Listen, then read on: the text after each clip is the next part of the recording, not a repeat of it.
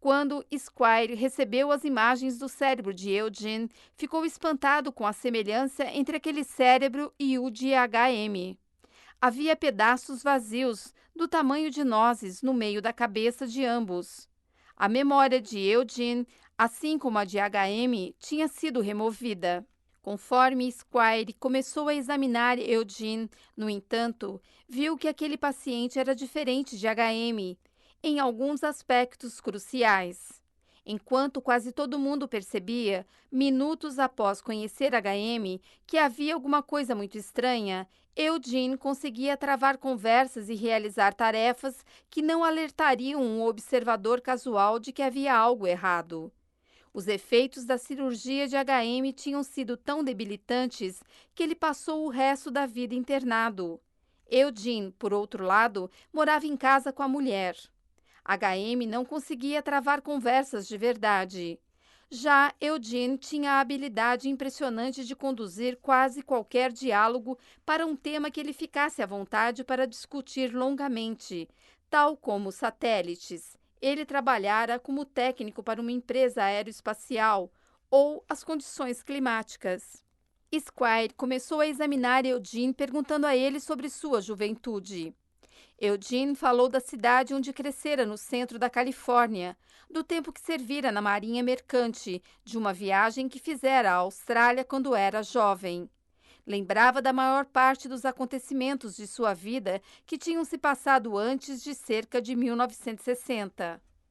Quando Squire perguntava sobre décadas posteriores, Eugene, educadamente, mudava de assunto e dizia que tinha dificuldade de lembrar de alguns acontecimentos recentes. Squire realizou alguns testes de inteligência e descobriu que o intelecto de Eugene ainda era aguçado para um homem incapaz de se lembrar das 3 últimas décadas. Além disso, ele ainda tinha todos os hábitos que adquirira na juventude.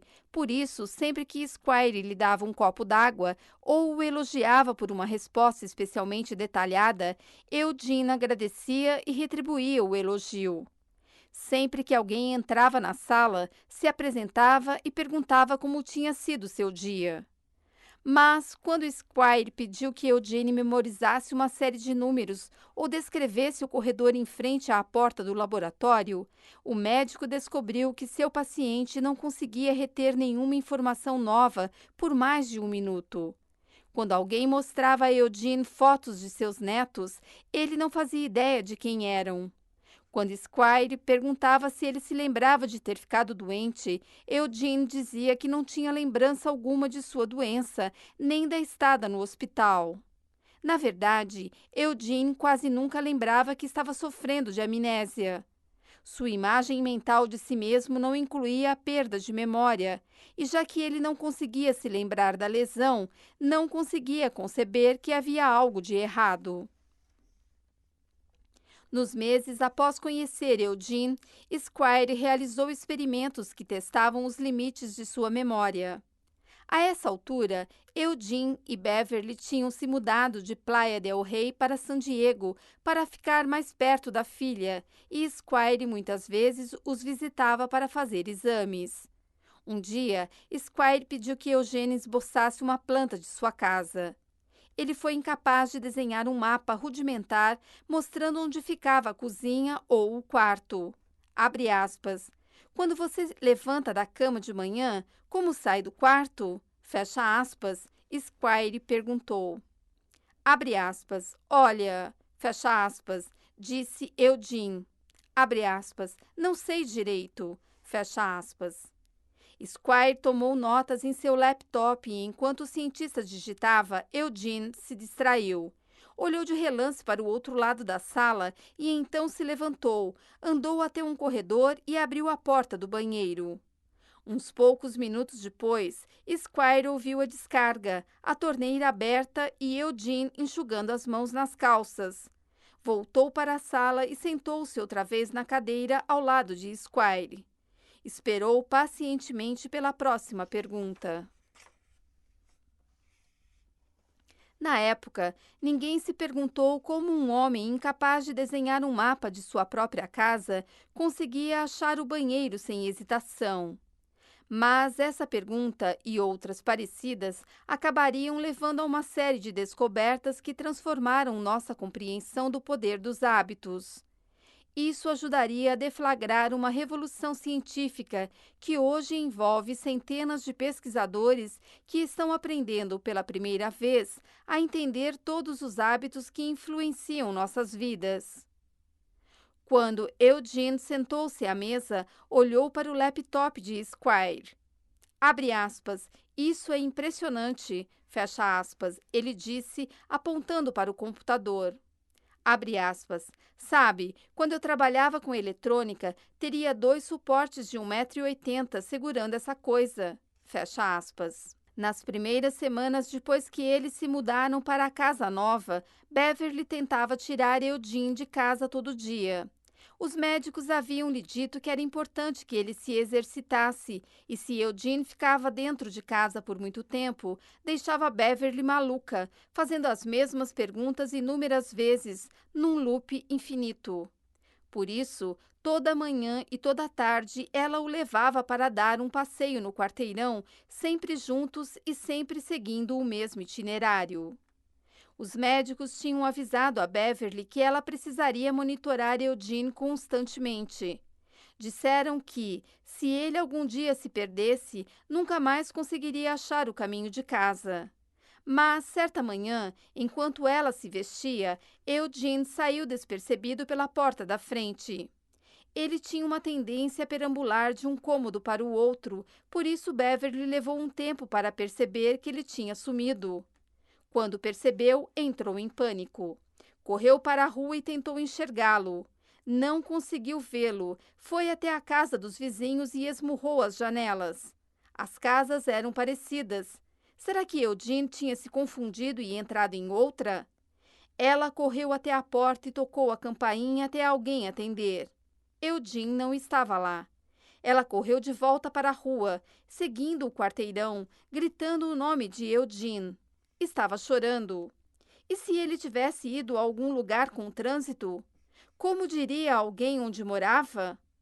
Ela já estava fora fazia 15 minutos, procurando em toda parte. Então correu para casa a fim de ligar para a polícia. Quando ela entrou afoita pela porta, encontrou Eugene na sala, sentado em frente à televisão, assistindo ao History Channel. As lágrimas dela o deixaram confuso. Ele disse que não lembrava de ter saído, não sabia onde estivera e não conseguia entender por que ela estava tão perturbada. Então Beverly viu uma pilha de pinhas na mesa, como as que vira no quintal de um vizinho mais adiante na rua. Ela se aproximou e olhou as mãos de Eugene. Seus dedos estavam melados de seiva. Foi então que ela se deu conta de que Eugene tinha saído sozinho para caminhar. Ele tinha andado até o final da rua e catado alguns souvenirs. E achar o caminho de casa. Em pouco tempo, Eugene estava saindo para caminhar toda manhã. Beverly tentava impedi-lo, mas era inútil. Abre aspas. Mesmo se eu falasse para ele ficar em casa, uns poucos minutos depois, ele não lembrava mais. Fecha aspas, ela me disse. Abre aspas. Eu o segui algumas vezes para garantir que ele não ia se perder, mas ele sempre voltava são e salvo. Fecha aspas. Às vezes voltava com pinhas ou pedras. Uma vez voltou com uma carteira, outra com um cachorrinho. Nunca se lembrava de onde essas coisas tinham vindo. Quando Squire e seus assistentes ficaram sabendo dessas caminhadas, começaram a suspeitar que estava acontecendo alguma coisa dentro da cabeça de Eugene que não tinha nada a ver com a sua memória consciente. Então projetaram um experimento. Uma assistente de Squire visitou a casa um dia e pediu que Eugene desenhasse um mapa do quarteirão onde morava. Ele não conseguiu. Mas onde a casa dele estava situada na rua? Ela perguntou. Ele desenhou um pouquinho, depois se esqueceu da tarefa. Ela pediu que ele apontasse qual porta dava para a cozinha. Eugene olhou o cômodo à sua volta. Disse que não sabia. Ela perguntou a Eugene o que ele faria se estivesse com fome. Ele levantou, andou até a cozinha, abriu um armário e tirou um pote de amendoins. Mais tarde, naquela semana, um visitante acompanhou Eugene em sua caminhada diária. Eles andaram por cerca de 15 minutos pela eterna primavera do sul da Califórnia, com o ar carregado do cheiro de bougainvilleas. Eugene não falou muito, mas sempre guiava o caminho e parecia saber aonde estava indo. Nunca pedia informações. Quando eles dobraram a esquina perto da casa dele, o visitante perguntou a Eugene onde ele morava. Abre aspas, não sei exatamente, fecha aspas, respondeu. Então seguiu pela sua calçada, abriu sua porta da frente, entrou na sala e ligou a televisão.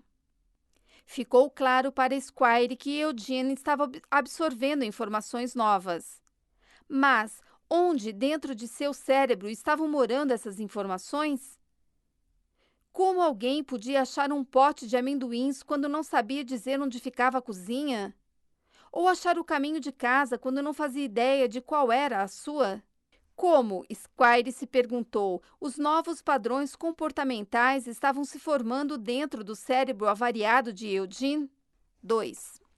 Dentro do prédio que abriga o Departamento de Ciências Cerebrais e Cognitivas do Massachusetts Institute of Technology, há laboratórios que contêm o que, para um observador leigo, pareceriam salas de cirurgia de uma casa de bonecas. Lá existem bisturis minúsculos, pequenas brocas e serras em miniatura de menos de 6 milímetros de largura, presas a braços robóticos. Mesmo as mesas de operação são muito pequenas, como se preparadas para cirurgiões do tamanho de crianças. As salas são sempre mantidas numa temperatura de 15 graus, pois um toque gelado no ar estabiliza os dedos dos pesquisadores durante procedimentos delicados.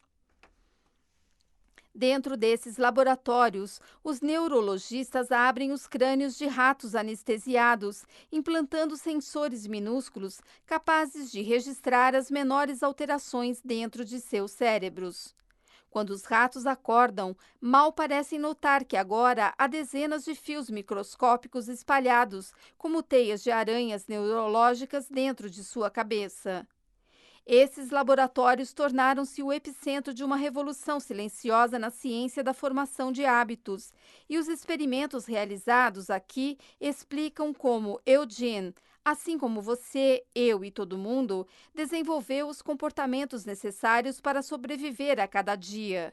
Os ratos desses laboratórios esclareceram os processos complexos que acontecem dentro de nossas cabeças sempre que fazemos algo tão mundano como escovar os dentes ou tirar o carro da garagem em marcha a ré.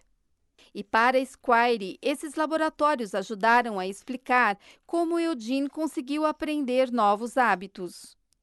Quando os pesquisadores do MIT começaram a trabalhar com hábitos nos anos 1990, mais ou menos à mesma época em que Eugene foi acometido de sua febre, eles ficaram curiosos sobre um nó de tecido neurológico conhecido como gânglios basais. Se imaginarmos o cérebro humano como uma cebola, composto de camadas sobrepostas de células, então as camadas de fora, as mais próximas do couro cabeludo, são geralmente os acréscimos mais recentes de um ponto de vista evolutivo. Quando você cria uma nova invenção ou ri da piada de um amigo, são as partes mais externas do seu cérebro que estão em ação. É lá que acontecem os pensamentos mais complexos. Mais fundo dentro do cérebro e mais perto do tronco cerebral, onde o cérebro encontra a coluna, há estruturas mais antigas, mais primitivas. Elas controlam nossos comportamentos automáticos, como respirar e engolir, ou a reação de susto que sentimos quando alguém pula de trás de um arbusto. Mais para o centro do crânio, há um nó de tecido do tamanho de uma bola de golfe que é parecido com aquilo que se encontra dentro da cabeça de um peixe, réptil ou mamífero. Esses são os gânglios basais, um oval de células que, durante anos, os cientistas não entendiam muito bem, a não ser por suspeitas de que ele desempenhava um papel em doenças como o mal de Parkinson. No começo dos anos 1990, os pesquisadores do MIT começaram a cogitar que os gânglios basais talvez pudessem ser essenciais para os hábitos também. Notaram que animais com lesões nos gânglios basais de repente começavam a ter problemas com tarefas, como aprender a atravessar labirintos ou memorizar como abrir recipientes de comida.